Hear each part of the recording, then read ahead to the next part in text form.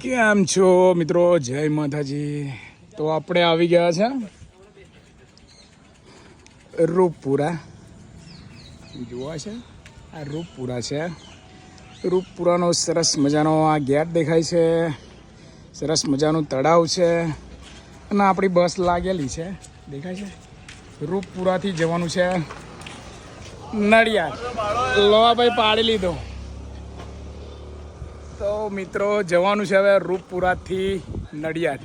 આ અમારા દિનુ કાકા છે, જોઈ શકો છો. આજના અમારા કંડક્ટર શ્રીની ભૂમિકા નિભાવવાના છે. તો આ સરસ મજાનું ગામ છે, સરસ મજાનો ગેટ છે, સમય છે, ગાડી લાગેલી છે.